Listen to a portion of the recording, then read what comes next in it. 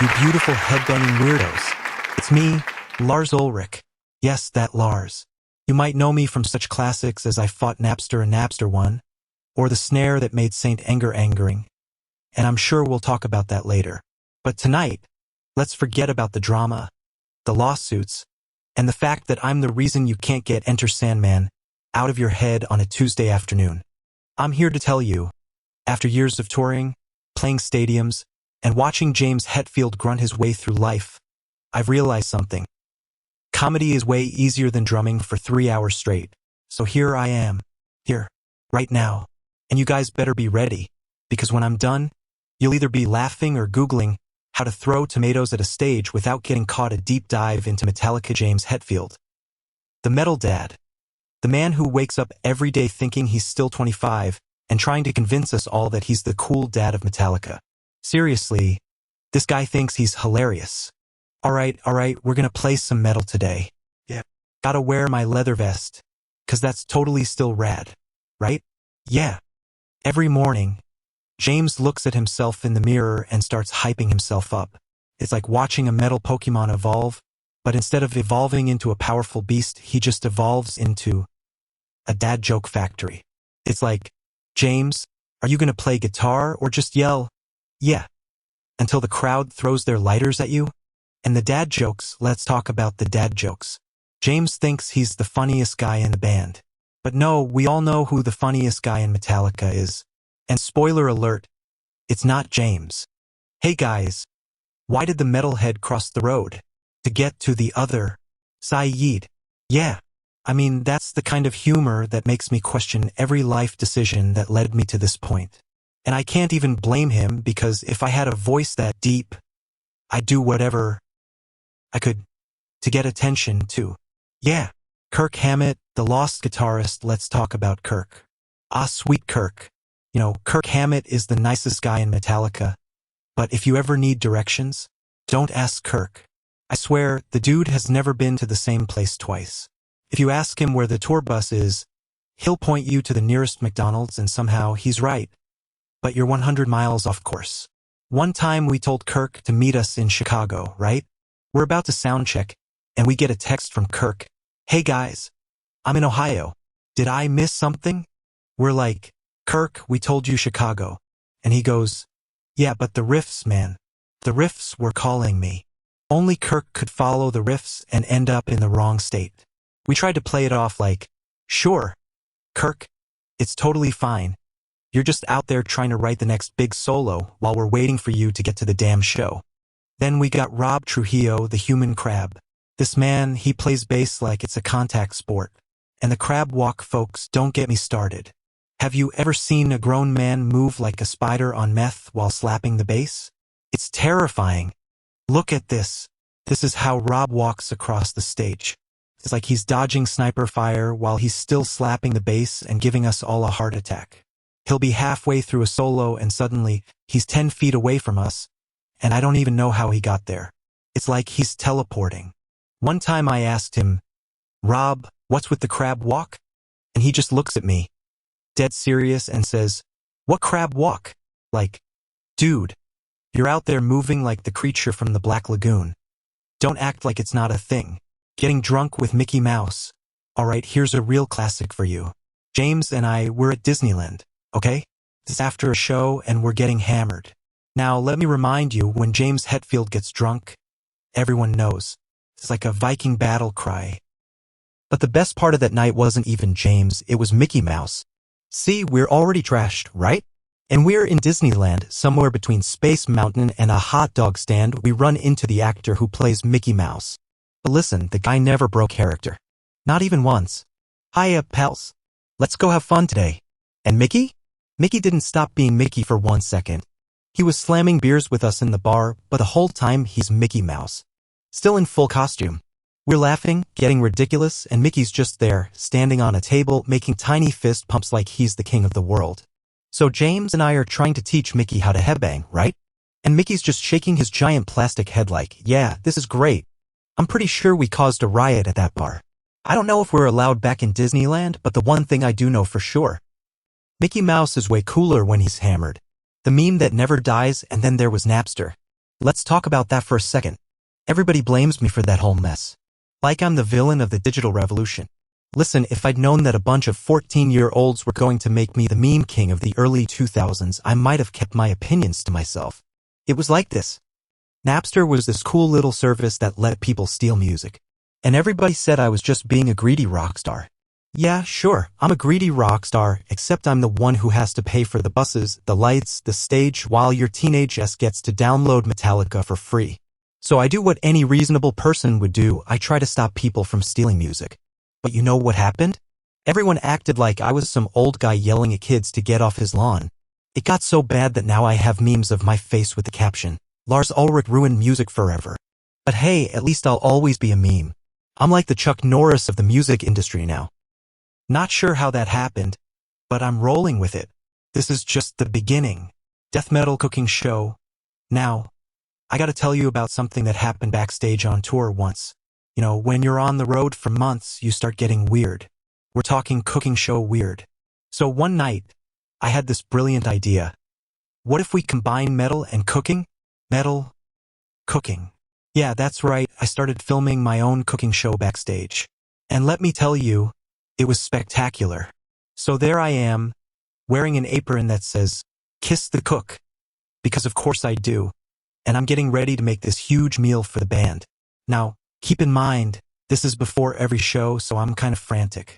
I'm trying to be a chef, but also making sure that James isn't burning down the tour bus with one of his ridiculous flamethrower tricks. So I'm chopping vegetables like I'm auditioning for the role of metal chef.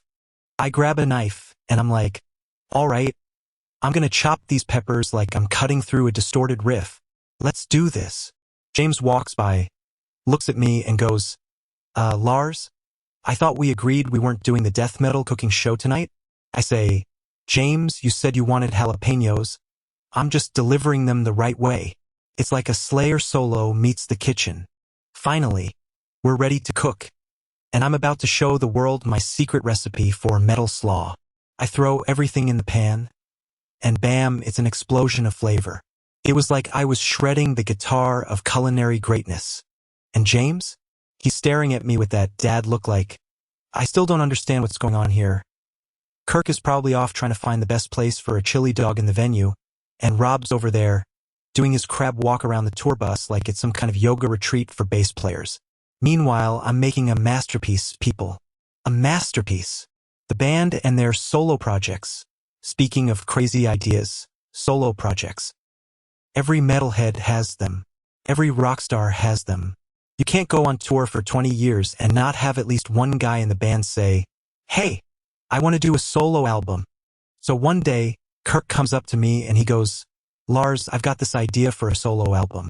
This is going to be all guitar. No vocals. Just pure guitar." And I'm like, "Kirk, buddy, are you telling me you want to do 10 songs of just you playing the guitar by yourself for an hour? Sounds like my worst nightmare. And also the perfect recipe for a sound check." I look at him and I'm like, "Look, Kirk, I love you, man. But I'm not sure that the Kirk Hammett experience is going to get the same crowd that Master of Puppets did. But hey, good luck with that. I'll be here, playing drums for the rest of the band while you figure out how to fill a stadium with solos." But then James, right? James goes, "What if we just made a metal opera? You know, one with riffs so heavy, even Wagner would be like, 'Whoa, bro, tone it down.'" I'm like, "James, do you know what an opera is? Are you thinking we're going to put wigs on and sing with operatic voices? Is it going to be Sopranos meets Slayer or what?" You know, I love James, but sometimes he has these moments where he really forgets where we're at.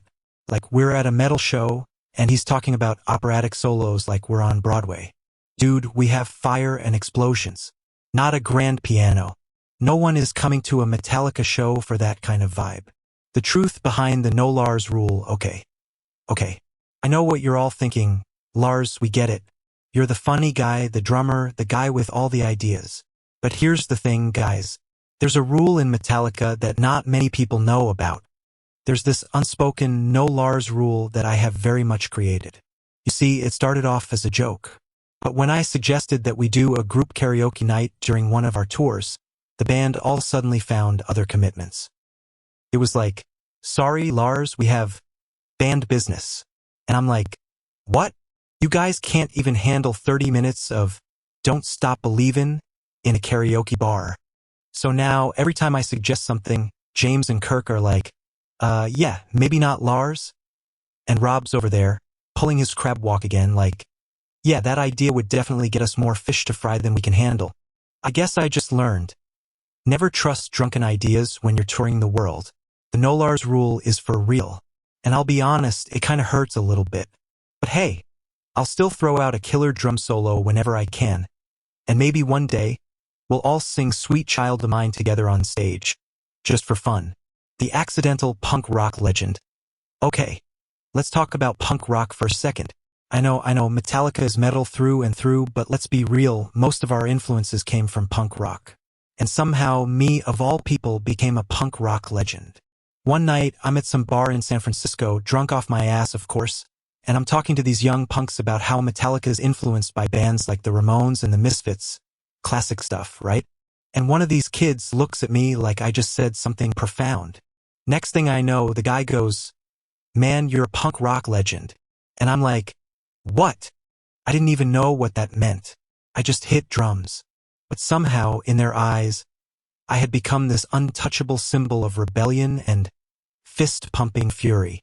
I just looked at him, shrugged, and said, yeah, buddy, but did you ever try getting stuck in a tour bus with James Hetfield for a month straight? Because that, my friend, is punk rock. All right. We've had one hell of a ride tonight, haven't we? You guys have been absolutely amazing. But all good things must come to an end. And so, my friends, it's time for me to wrap this up before I accidentally start another random drum solo and no one knows when to leave. But before I go, let me just say this. You've all been the best crowd a drummer could ask for.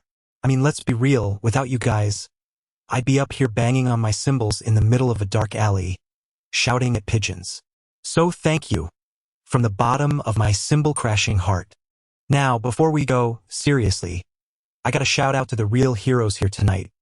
The crew, the band, and of course my invisible friends, the ghosts of metal past, who are always floating around, making sure we don't totally destroy everything while we make these epic sounds.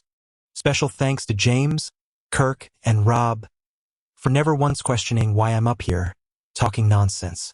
I swear to you, if they were here, they'd be giving me the same confused looks they give me when I hit the wrong cymbal during one.